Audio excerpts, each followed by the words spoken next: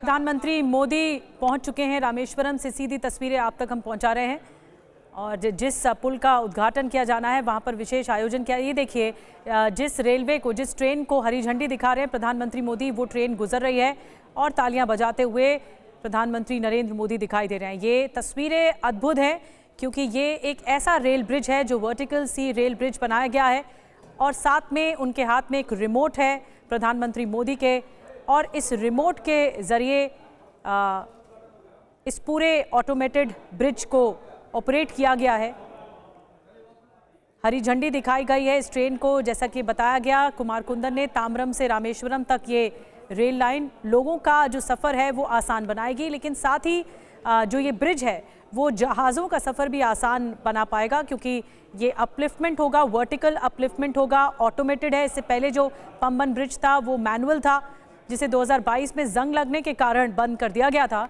अब 2025 का ये मौका खास है जब वर्टिकली ये देखिए कैसे ब्रिज अपलिफ्ट हो रहा है, वर्टिकली उठ रहा है और फिर उसके बाद ये जगह दी जा रही है कि ताकि जहाज़ों की आवाजाही हो सके।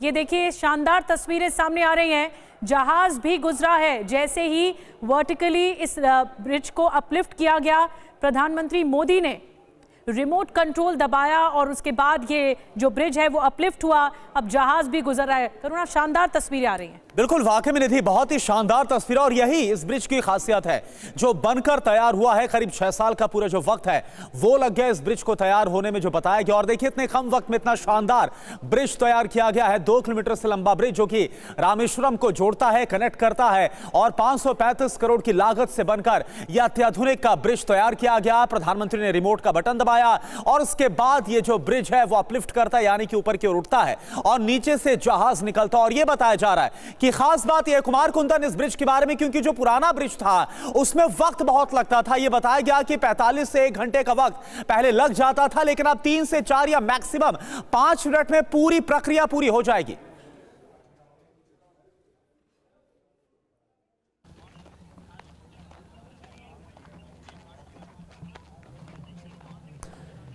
तो कुमार कुंदन से एक बार फिर से कनेक्ट करेंगे, लेकिन ये तस्वीरें आपके सामने रामेश्वरम की तस्वीरें हैं। प्रधानमंत्री नरेंद्र मोदी को आप देख पा रहे हैं और ये देखिए, उन्होंने जो हरी झंडी है वो दिखाई है, जिस नई ट्रेन की सौगात भी दी गई है। और ये देखिए किस तरह से ये जो ब्रिज है, पंबन ब्रिज, जो नया अत्याधुनिक ब्रिज है, वो अपलिफ्ट करता हुआ, जैसे प्रधानमंत्री ने रिमोट का एक बटन दबाया, इसके बाद ये नीचे से एक जहाज भी होकर गुजरा है। यानी कि इससे जो समुद्र में परिचालन है वो और ज्यादा आसान हो जाएगा और ज्यादा तेज तीव्र हो जाएगा, और इससे हर तरह से काफी मदद भी मिलने वाली है।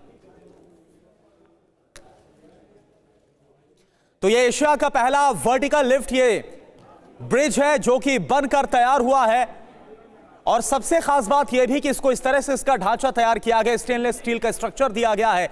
इंजीनियरिंग का वो बेजोड़ तरीका यहां पर इस्तेमाल किया गया है कि 100 साल तक भी इसके ढांचे को कोई डिगा नहीं सकता है।